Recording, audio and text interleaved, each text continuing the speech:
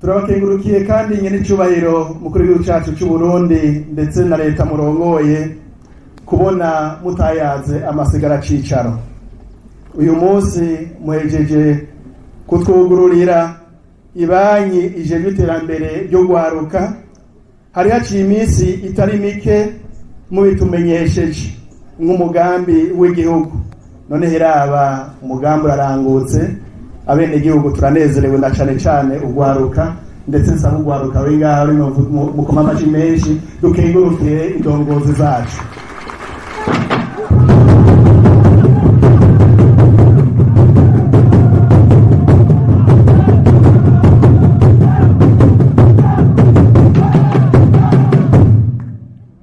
Nk'abajejwe intwaro tugize iminsi duhimiriza ugwaruka rwose nyiricubahiro mukuru w'igihugu cacu Burundi, turumenyesha yuko imvura yahise, izuba ryatse, ubu hari umuco harabona.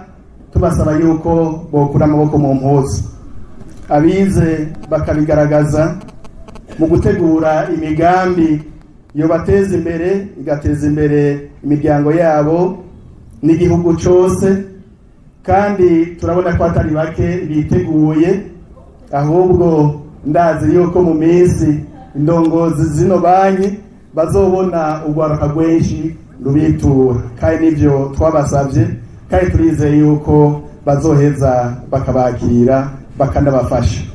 Turakenguruka rero kuno munsi mwiza mwaduteye iteka, mugatera iteka ino ntara no mugwa mukuru wa politike, ndetse dukenguruka ko mwashimye korohereza abene gihugu bavuye imihingo yose mu gushira icicaro gikuru kino banki hagati na hagati, kugira ngo vy'ukuri abene gihugu bose boroherwe. Turabekengurukira cyane.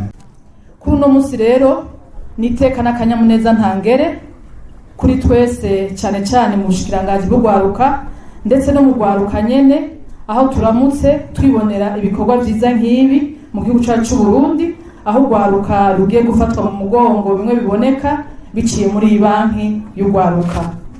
Nyene icubahiro mukuru w'igihugu cacu Burundi, hari mu mwaka w'ibihumbi 2016 aho ubushikiranganji bw'ugwaruka bufashwe mu mugongo n'ibiro vy'umukuru w'igihugu bwatunganya inama ya mbere ihuza ugwaruka mu Burundi ndetse n'ibihugu bibanyi, bikaba vyaciye bifatiraho akarorero keza.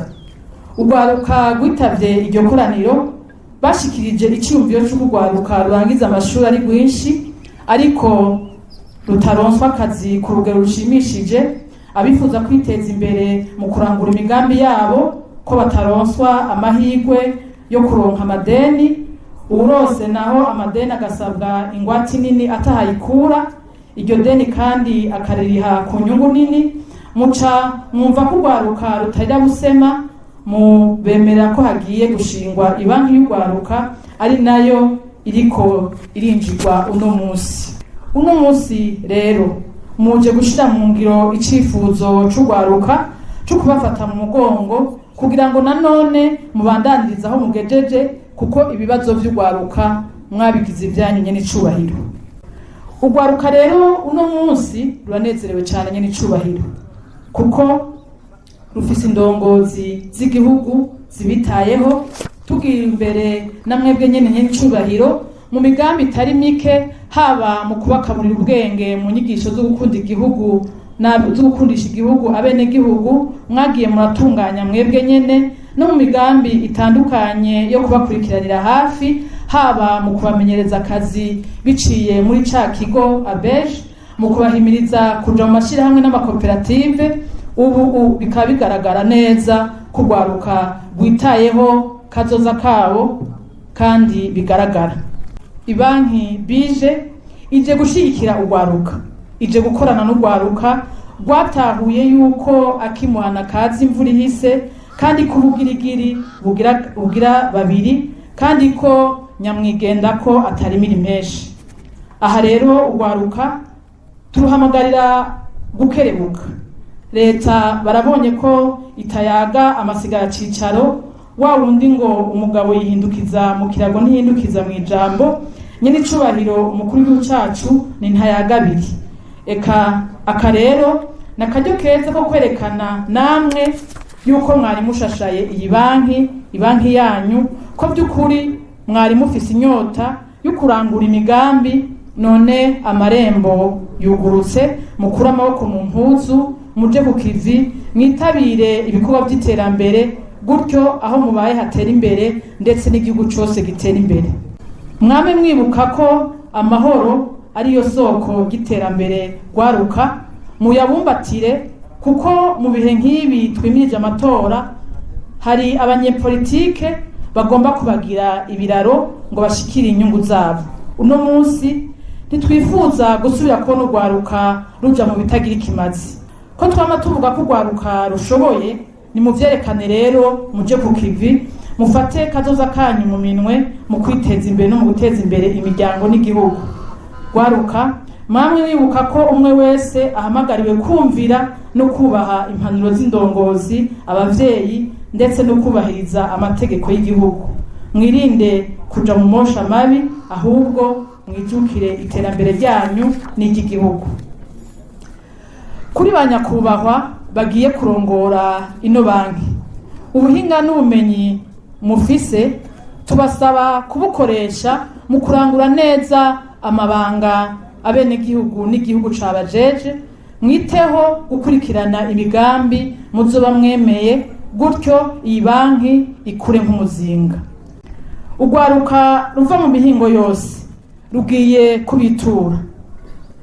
Murababera abasuku beza, abizigirwa, abahanuzi, kugira ngo umutahe leta yashize muri iyi banki iciye mu makomine uzobe inyungu ku gihugu cose, umukuru n'umuto twese dushikirwe. Tubifurije gukora mutera imbere nk'umuzinga. Ibanki ejo aho bukera twumva ifise amashami mu makomine yose agize igihugu cacu Burundi. Ivyo navyo bizova ku ngene muzokurikiranira hafi abo mwahaye umutahe, kugira ngo bakore bunguka koko kandi barihe amadeni.